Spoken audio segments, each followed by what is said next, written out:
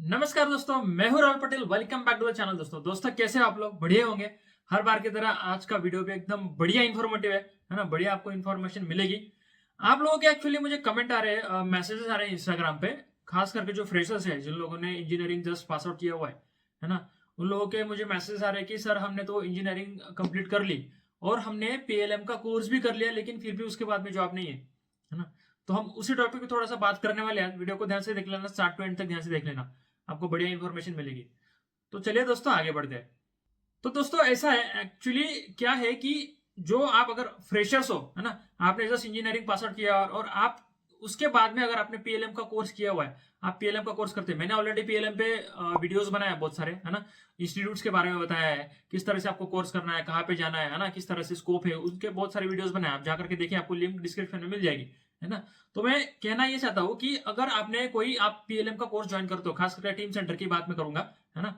बाकी दूसरे भी पीएलएम सॉफ्टवेयर है, विंडशील वगैरह है, उसका भी वीडियो आपको मिल जाएगा चैनल पे। लेकिन खास करके अभी जो बच्चे हैं, मतलब फ्रेशर इंजीनियर्स, जो ग्रेजुएट्स इंजीनियर्स जो है, ग्रेजुएशन होने के बाद में टीम सेंटर में ज्यादा जाते हैं ना, उसका अभी स्कोप भी है मार्केट में। तो लेकिन क्या होता है कि मार्केट की जो सिचुएशन है, एक्चुअल सिचुएशन क्या है मार्केट में, कि मार्केट में फ्रेशर्स की रिक्वायरमेंट बहुत कम है दोस्तों। एक्चुअली अगर आपको एक्सपीरियंस है 1 या 2 साल का, आपको डिजाइन में एक्सपीरियंस है, प्रोडक्शन में एक्सपीरियंस है, उसके बाद में अगर आप पीएलएम का कोर्स करके मार्केट में जाते हो, तो आपको थोड़े से चांसेस आपके बढ़ जाते हैं, क्योंकि आप एक्सपीरियंस दिखाते हो। लेकिन अगर हम बात करें खास करके फ्रेशर्स की, अगर बात करें, फ्रेशर्स को एक्सपीरियंस नहीं होता है ना? जस्ट ग्रेजुएशन कंप्लीट हुआ होता है और उसके बाद में अगर आप कोर्स करते हो पीएलएम का, और उसके बाद में आप जॉब सर्च करोगे, तो आपको जॉब नहीं मिलेगी, मतलब जल्दी से नहीं मिलेगी, हो सकता है थोड़ा सा टाइम लग जाए, है ना? अगर आप सोचोगे कि सर मैंने 4 महीने का, 5 महीने का, 6 महीने का पीएलएम का कोर्स कर लिया, लेकिन जॉब नहीं मिल रही। लेकिन आपको एक बात बताता दोस्तों, अगर आप पीएलएम का कोर्स करते हो, तो आप कोई भी इंस्टीट्यूट से करिए, फेथ पीएलएम से करिए, एक्सपर्ट पीएलएम से करिए, पीएलएम कोच से करिए, पीएलएम गुरु से करिए, है ना? ये 4 इंस्टीट्यूट के बारे में मैंने ऑलरेडी बताया वीडियोस में, पिछले वीडियोस में। तो आप कोई भी इंस्टीट्यूट ज्वाइन करिए, लेकिन एक बात ध्यान में रखना दोस्तों, आप ज्वाइन करते टाइम उनसे मतलब बात करिए कि सर जी हमको अगर आप प्लेसमेंट दोगे तो ही हम इंस्टीट्यूट ज्वाइन करेंगे या हम कोर्स ज्वाइन करेंगे, नहीं तो भाई कोर्स ज्वाइन करके कुछ फायदा नहीं है ना? अगर आप 4 महीने का 6 महीना उसमें डालोगे, मतलब 4 साल इंजीनियरिंग का किया आपने और 6 महीना 7 महीना उसमें कोर्स में डालोगे, और फिर भी आपको जॉब नहीं मिल रही है, घूमना पड़ रहा है, तो दैट इज वेरी डिफिकल्ट, है ना? तो आपको बाद में फिर स्ट्रगल है ही। तो मैं यही कहना चाहता हूँ कि आप कोचिंग वालों से बात करिए, जो भी इंस्टीट्यूट से, फेथ पीएलएम, स्टूडियो, उनको बोलिए कि सर जी अगर आप प्लेसमेंट की गारंटी देते हो, हम 6 महीने का कोर्स करेंगे, लेकिन आप प्लेसमेंट की गारंटी देते हो तो ही हम कोर्स ज्वाइन करेंगे, है ना? क्योंकि उनकी फीस भैया लाखों में है, 1 लाख 2 लाख ऐसी फीस है। अगर आप 1 लाख 2 लाख इन्वेस्ट करते हो और अगर आपको प्लेसमेंट नहीं मिलता है, तो क्या फायदा है? तो आप उनसे बात करिए स्टार्टिंग में ही, हमको वो बोले कि आप हमें रिटर्न में दीजिए, हमको प्लेसमेंट चाहिए, है ना? कोर्स करने के बाद में हमको प्लेसमेंट सपोर्ट चाहिए, प्लेसमेंट चाहिए। तो क्या होगा दोस्तों, आपको प्लेसमेंट नहीं मिलेगी, वो तो पैसा कमा लेंगे, लेकिन आपका कुछ नहीं होगा, है ना? मतलब ग्रेजुएशन करने के बाद में आपने कोर्स भी कर लिया, उसके बाद में आपको घूमना पड़ रहा है, जॉब नहीं मिल रही है, तो ये इट इज वेरी डिफिकल्ट। क्योंकि आप गूगल पे सर्च करिए team centre requirement for fresher, आपको बहुत, मतलब मैं बोलता हूँ कि 10% ऐसी जॉब मिलेंगे जहाँ पे फ्रेशर्स की रिक्वायरमेंट है ना? और एक्सपीरियंस बंदे की रिक्वायरमेंट बहुत होती है, क्योंकि अभी क्या होता है कि फ्रेशर्स को थोड़ा पता नहीं होता कि किस तरह से जॉब सर्च करें, किस तरह से मार्केट में स्ट्रेटेजी यूज करें कि जल्दी से जॉब मिले। क्योंकि एक्सपीरियंस बंदे जो है, जिनको 1 साल या 2 साल का एक्सपीरियंस है, उनको पता होता है कि मार्केट में किस तरह से हमको इंटर करना है, या डोमेन किस तरह से चेंज करना है, हमें डोमेन चेंज करने के लिए क्या करना पड़ेगा, किस तरह से इंटरव्यू देना है ना? किस तरह से एचआर को अप्रोच करना है, किस तरह से अलग अलग प्लेटफॉर्म से जहां पे हम जॉब ढूंढ सकते हैं, उनको पता होता है दोस्तों। क्योंकि ऑलरेडी उनको एक्सपीरियंस है, मार्केट की स्ट्रेटेजी उनको पता है, तो मतलब उनको जॉब मिलने में ज्यादा मुश्किल नहीं है, उनको जॉब मिल जाती है। लेकिन फ्रेशर्स की बात हम करेंगे तो फ्रेशर्स को पता नहीं होता है ना? जस्ट फ्रेशर ग्रेजुएट्स होते हैं और उसके बाद में उनको जॉब ढूंढना, मतलब उनको पता नहीं होता अलग अलग किस तरह से जॉब ढूंढे।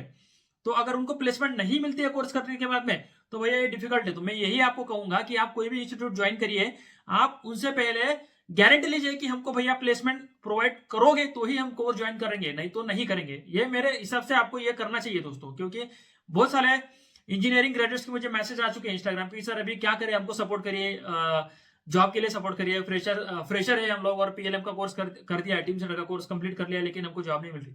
अभी ये फेथ पीएलएम, टीम सेंटर वाले जो है, एक्सपर्ट पीएलएम, इन लोगों की खुद की कंपनीज भी है दोस्तों।